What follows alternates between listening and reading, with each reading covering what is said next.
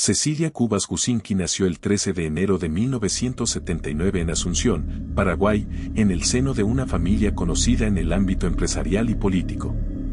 Era hija de Raúl Cubas Grau, quien años después sería presidente de la República, y de Mirta Gusinski, figura pública reconocida por su labor social y su rol político.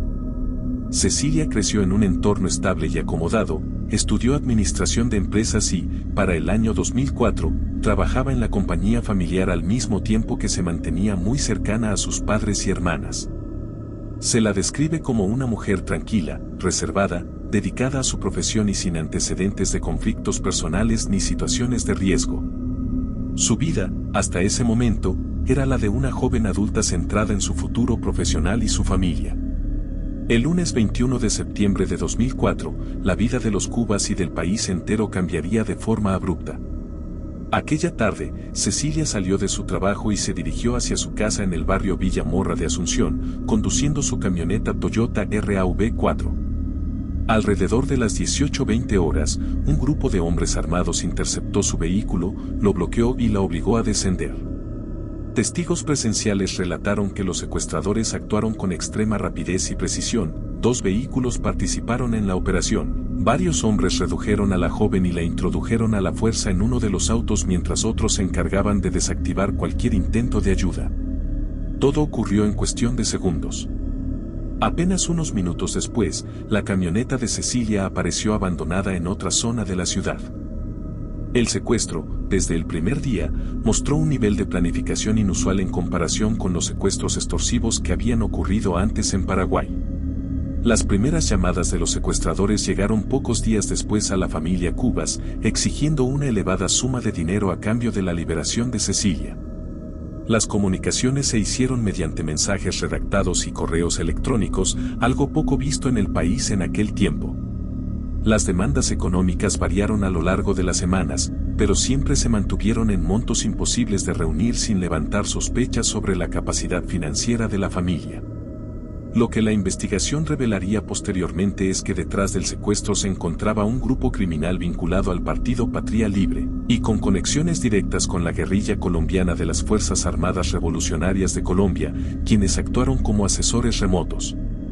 Entre los implicados principales se encontraba Osmar Martínez, militante del PPL, considerado uno de los planificadores logísticos del secuestro. Junto a él participaban otros miembros del mismo círculo, Carmen Villalba, Osvaldo Villalba, Juana Rom, Anuncio Martí, entre otros, algunos en Paraguay y otros fuera del país. De acuerdo con las investigaciones posteriores, las FARC habrían asesorado al grupo, enviando manuales de secuestro, instrucciones sobre comunicaciones y pautas sobre cómo llevar a cabo la retención. Durante las semanas siguientes, la familia Cubas recibió mensajes que describían el estado de Cecilia y solicitaban pruebas de vida de manera invertida. Eran ellos quienes debían enviar mensajes para confirmar la disposición a negociar. La comunicación era imprecisa, contradictoria y, en ocasiones, agresiva. A pesar de que la familia realizó esfuerzos para satisfacer las demandas, nunca recibieron pruebas de vida contundentes. Las autoridades, que seguían discretamente el caso, analizaron los correos electrónicos, el lenguaje utilizado y los patrones de comunicación, determinando posteriormente que gran parte de los mensajes habían sido redactados siguiendo un estilo colombiano que coincidía con textos elaborados por frentes de las FARC.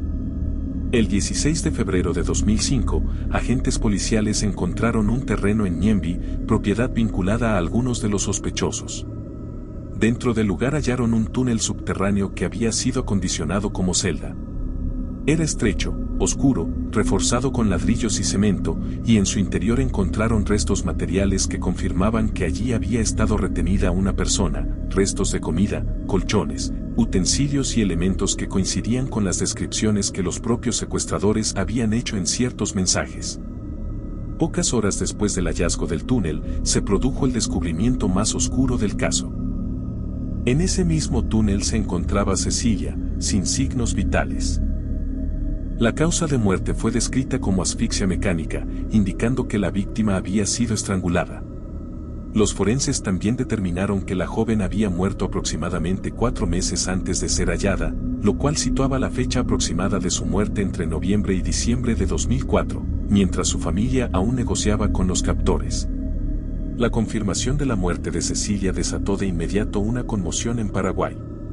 Las autoridades intensificaron la búsqueda de los responsables, muchos de los cuales huyeron al interior del país y otros salieron hacia Bolivia o Brasil. Sin embargo, la investigación avanzó recopilando pruebas contundentes, correos electrónicos rastreados a cibercafés frecuentados por los implicados, testigos que identificaron reuniones entre miembros del PPL, documentos impresos que contenían extractos de manuales de secuestro de las FARC y registros de movimientos financieros. Entre los procesados, Osmar Martínez emergió como figura central por su implicación en la planificación y ejecución del secuestro. Su nombre aparecía vinculado a la compra de materiales, la coordinación logística, el acondicionamiento del túnel y la redacción de mensajes enviados a la familia Cubas. También se identificaron como participantes relevantes a Carmen y Osvaldo Villalba, quienes ya antes habían sido asociados con actividades criminales vinculadas al PPL. Además, las investigaciones señalaron la participación indirecta de miembros de las FARC que habrían enviado instrucciones por correo electrónico desde Colombia. Uno de los puntos que más impactó a la opinión pública fue la crudeza con la que se mantuvo cautiva a Cecilia. La celda subterránea tenía un espacio tan reducido que apenas podía acostarse. La joven habría permanecido allí por un tiempo indeterminado, pero los forenses determinaron que su muerte no fue inmediata tras el secuestro. A medida que avanzó la investigación, se revelaron detalles estremecedores sobre la ejecución del asesinato. Las pruebas forenses apuntaron a que Cecilia fue asfixiada manualmente, posiblemente por dos personas debido a la fuerza necesaria para completar el estrangulamiento. Las capturas de los implicados se desarrollaron durante los meses posteriores. Algunos fueron detenidos en Paraguay, mientras que otros, como Juana Rom y Anuncio Martí, lograron huir hacia Brasil, país donde permanecieron varios años bajo estatus de refugiados, alegando persecución política. Con el tiempo, el gobierno paraguayo solicitó su extradición, pero el trámite se vio envuelto en disputas diplomáticas y jurídicas. El proceso judicial por el secuestro y asesinato de Cecilia Cubas fue uno de los más extensos y mediáticos en la historia del país. La Fiscalía presentó pruebas documentales, correos electrónicos, análisis lingüísticos, pericias forenses, testimonios de arrepentidos y reconstrucciones detalladas del túnel y la fosa. Uno de los puntos más sólidos fue la cadena de correos electrónicos intercambiados entre los secuestradores y contactos en Colombia, cuya autenticidad fue corroborada por peritos internacionales. Entre 2006 y 2007 se dictaron las primeras sentencias. Varios de los implicados recibieron penas de 25 a 35 años de prisión, dependiendo del grado de participación. Osmar Martínez fue condenado como uno de los responsables directos de la logística del secuestro. Carmen y Osvaldo Villalba también fueron encontrados culpables por su participación activa en la organización, comunicaciones y planificación. Las investigaciones oficiales confirmaron que el caso había sido asesorado por las FARC, organismos internacionales asistieron en el análisis digital, y el gobierno paraguayo lo consideró una demostración de la presencia indirecta de grupos guerrilleros extranjeros en el país. La muerte de Cecilia Cubas dejó profundas cicatrices en la familia y en una sociedad que nunca antes había enfrentado un crimen tan meticulosamente planificado y ejecutado. Su caso se convirtió en un punto de inflexión en materia de seguridad, investigación criminal y cooperación internacional. Las revelaciones sobre la participación de militantes del PPL y el asesoramiento de las FARC colocaron al país frente a una realidad incómoda. Grupos radicales internos tenían vínculos operativos con organizaciones guerrilleras extranjeras. A lo largo de los años siguientes, el caso continuó evolucionando.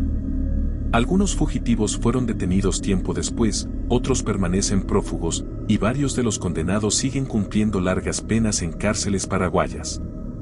La familia Cubas mantuvo un rol activo en exigir justicia, en denunciar las rutas de escape de los responsables y en recordar periódicamente el impacto de este crimen en la vida del país. El caso de Cecilia Cubas no solo quedó marcado por la crueldad del secuestro y la ejecución, sino también por la precisión con la que fue organizado y por la evidencia que lo relacionó con estructuras criminales complejas.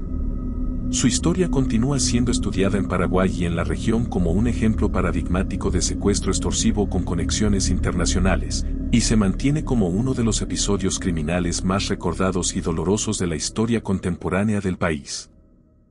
Si te gustó el video, dándole like y suscribiéndote sería de gran ayuda. Muchas gracias por su tiempo y atención, que tengan un buen día.